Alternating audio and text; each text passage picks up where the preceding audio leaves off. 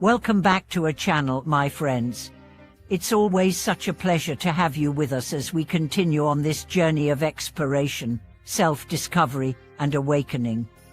If you're new to this space, I extend a warm welcome to you. We dive deep here into the truths of life, with wisdom that can shift the way you experience the world and yourself. Be sure to subscribe so you don't miss out on what could be life-changing insights. Today, we are talking about something that is part of every human experience, whether we want to admit it or not. Anger.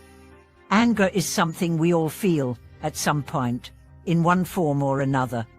Sometimes it flares up in an instant, other times it simmers quietly beneath the surface. But what if I told you that truly understanding the nature of anger could free you from its grip forever?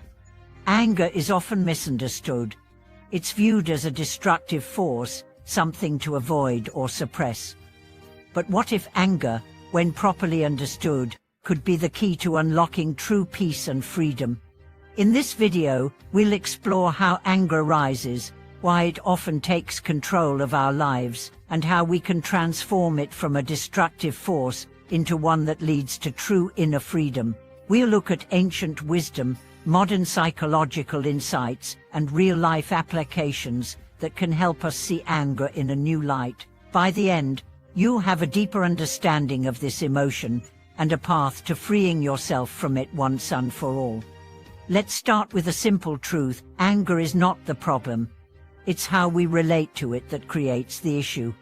Anger, at its core, is just energy. It's a natural emotion, a reaction to feeling threatened, wronged, or hurt. In some cases, anger is even a survival mechanism. It wakes us up, sharpens our focus, and motivates us to take action. In fact, in small doses, anger can be healthy. It can spur us to stand up for ourselves, protect those we love, and right injustices in the world. But here's where things get tricky. When anger is unexamined, it can quickly spiral out of control. We become consumed by it. It leads to rash decisions, hurtful words, and sometimes regret. It feels like a fire that spreads and burns, consuming everything in its path. We can't think straight. We act impulsively. And the more we feed that anger, the more it grows, until it becomes an all-encompassing force in our lives. But what if, instead of avoiding anger or letting it control us, we could observe it? What if we could meet our anger with awareness and compassion, rather than fear or aggression? This is where true freedom lies, in understanding the root of our anger and meeting it with wisdom. One of the first steps in transforming anger is recognizing its true nature. Anger rises from attachment. Think about it. When you get angry, it's usually because something or someone has violated your expectations, your desires, or your sense of justice.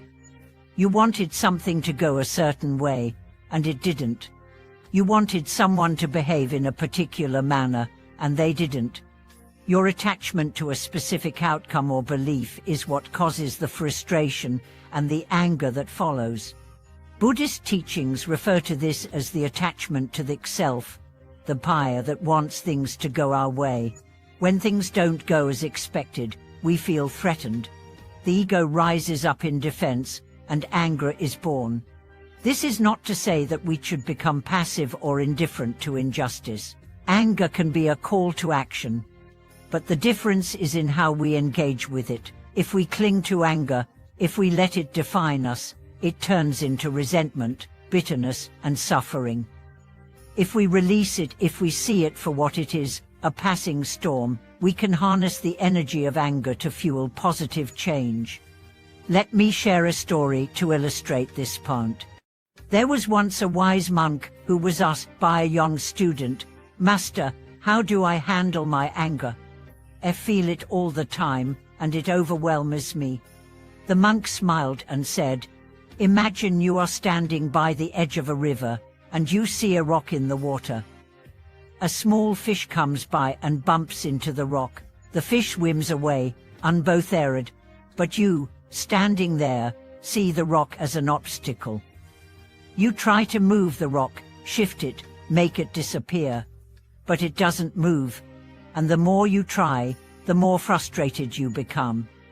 The fish simply continues swimming, unhindered. The young student looked puzzled. What does the fish have to do with me? The monk replied, the rock is your anger. You are standing in the river, trying to move it, trying to change it. But it is only when you stop clinging to the rock, when you let the river flow freely, that the path becomes clear.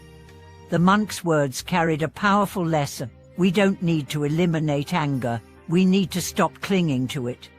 When we stop seeing it as something that defines us, something we need to control or fix, it no longer has power over us. We can allow it to come and go like a wave, without being swept away by it. So, how do we transform anger? The first step is awareness. Begin by observing your anger. Notice when it arises and what triggers it. Pay attention to the stories you tell yourself when you're angry. Often, we build entire narratives around our anger, stories of injustice, betrayal, or frustration. The key is to notice these stories for what they are, stories. They are not truth, they are just perceptions. The second step is compassion for yourself and for others. Anger often arises when we feel misunderstood or hurt. In these moments, practice self-compassion. Recognize that it's okay to feel angry, but it's not okay to let that anger control you. It's also important to extend compassion to others. Often, when we are angry, we are not seeing the full picture.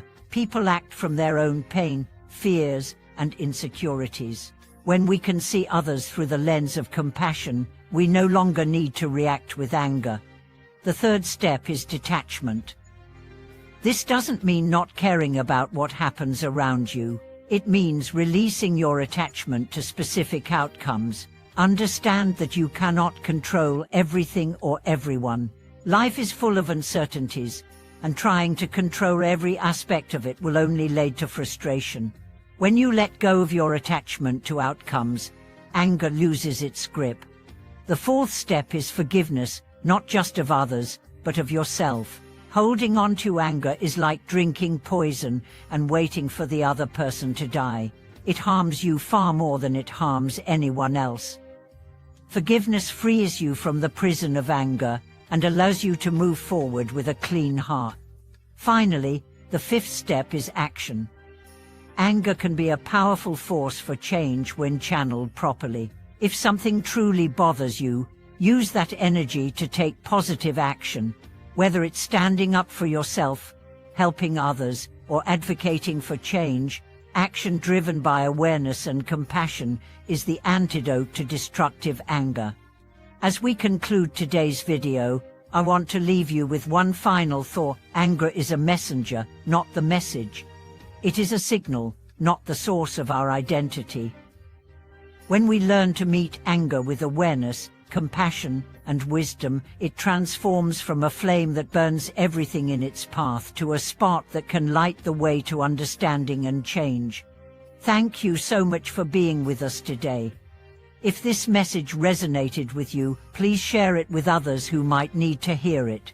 Don't forget to subscribe, like, and comment below. How have you learned to transform your anger? What practices have helped you let go of its hold? Thank you for watching this video. May you always have the wisdom to meet your emotions with understanding and the freedom to release them when they no longer serve you. We'll see you in the next episode.